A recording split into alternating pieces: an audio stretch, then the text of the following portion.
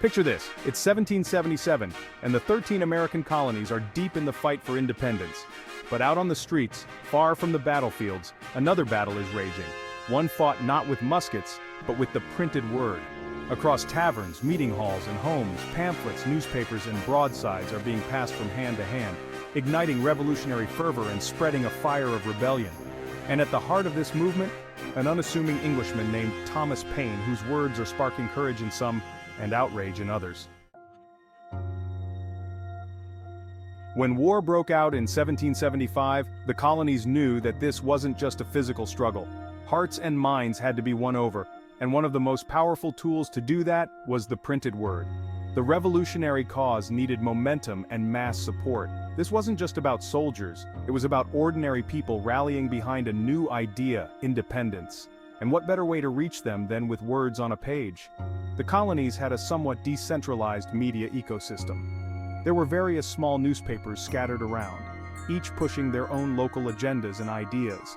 But soon, these scattered voices started to converge on a single theme: resistance against British tyranny. And then we have Thomas Paine. This guy was a powerhouse with a pen. He wasn't a general, he didn't lead troops into battle, but his contribution to the American Revolution was undeniable.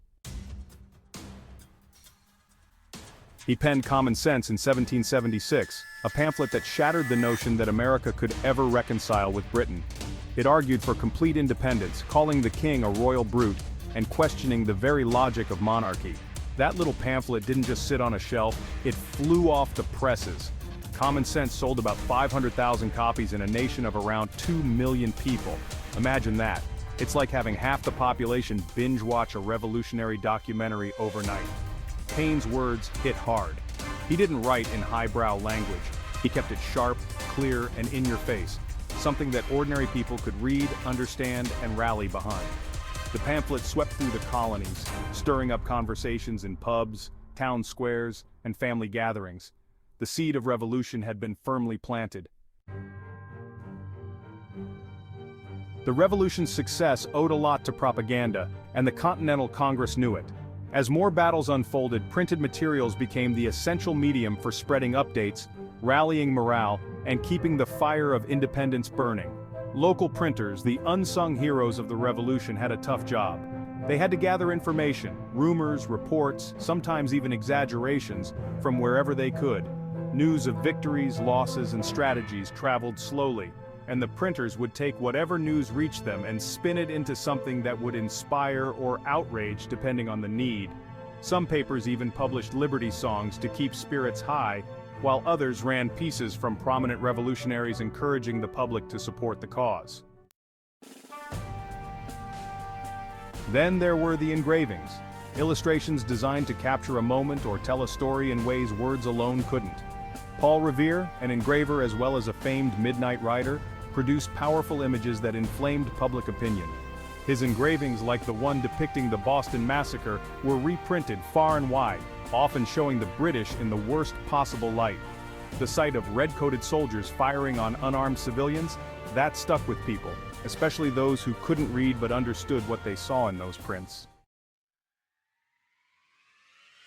Paine didn't just stop with Common Sense. Once the war got underway, he continued writing, this time penning a series called The American Crisis. These were designed to lift spirits and keep people engaged when things looked grim. Picture it, it's winter 1776, Washington's forces have faced defeat after defeat, and it seems like all hope might be lost. Enter Thomas Paine with his opening line, "These are the times that try men's souls."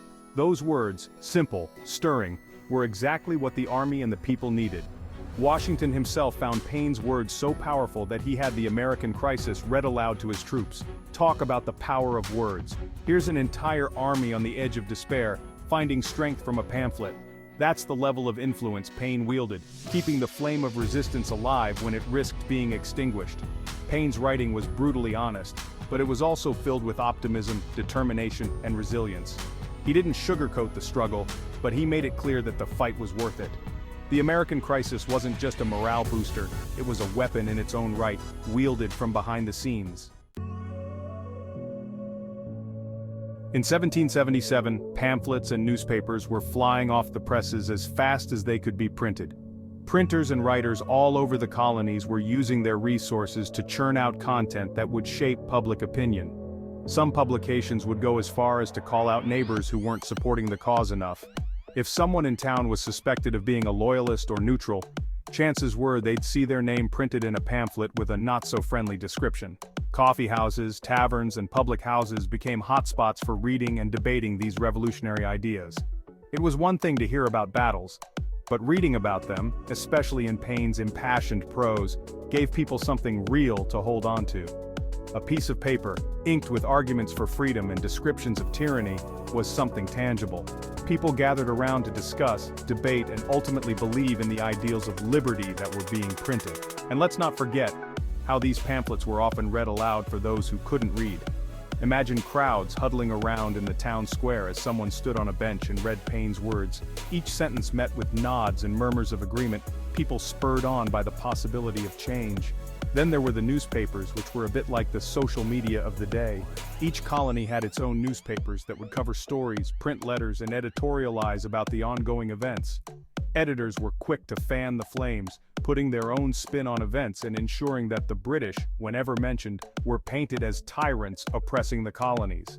Newspapers not only kept people informed, they helped shape their views, kept the revolutionary spirit alive, and made sure that even those far from the action were still mentally in the fight. Every report of British atrocities or continental victories helped galvanize the public, uniting them under a common cause. The newspapers didn't just report, they recruited. It's easy to overlook the risks these printers and writers were taking. The British were well aware of the power of these pamphlets and newspapers, and they didn't take kindly to them. Printers faced the constant threat of imprisonment, confiscation of their materials, or even death. Some printers operated in secrecy, working by candlelight in basements or hidden rooms. When their shops were raided, they'd simply move to another location and start over. In some cases, British soldiers would confiscate or destroy these newspapers and pamphlets, but as soon as one print shop was shut down, another would spring up to take its place. The revolution wasn't just about arms and armies, it was a battle of ideas, and these printers were fighting on the front lines of that ideological war. By the time the war reached its end, the role of printed propaganda had proven crucial. Newspapers, pamphlets, and broadsides kept people informed, engaged, and inspired to support independence.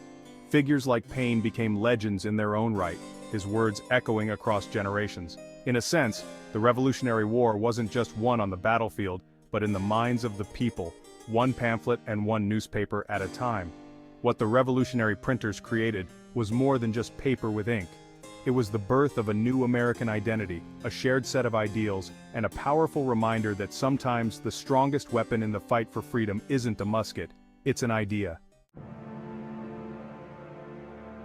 Through the power of words, the revolutionary cause found an army beyond soldiers.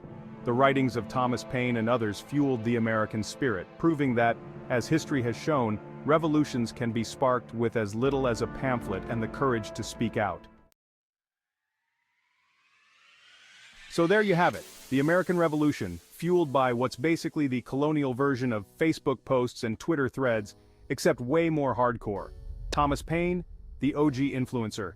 And it goes to show, sometimes it's not the people with swords and guns who shape history, it's the people with a pen, a printing press, and a little bit of fire in their hearts.